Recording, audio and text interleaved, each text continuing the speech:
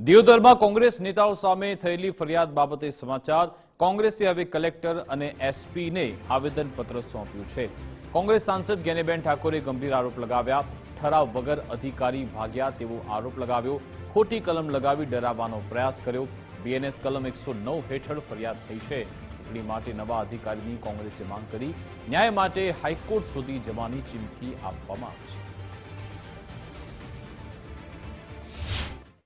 શાસનની અંદર કાયદો અને વ્યવસ્થા ન જળવાય એ શાસક પક્ષનો પ્રશ્ન છે, એમાં વિપક્ષનો કે કોઈ તાલુકા પંચાયતના ચૂંટાયેલા સભ્યોનો નથી। છતાં પણ એમને તાલુકા પંચાયત કોંગ્રેસની ન બને એના માટે કરીને આ પ્રયત્નો કર્યા।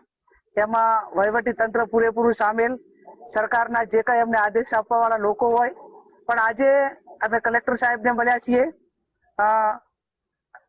અહીંયા જિલ્લાના પોલીસ વડાને પણ મળ્યા છીએ। આવતીકાલે ચૂંટણી ન્યાય રીતે ચૂંટણી થાય, તાલુકા પંચાયતના સભ્યોને પૂરું પ્રોટેક્શન મળે અને ચૂંટણી અધિકારી તટસ્થ રીતે ચૂંટણી કરે એ માટેની વાત પણ અમે કલેક્ટર શ્રીને આવતીકાલ માટે કરીને વાત કરી છે।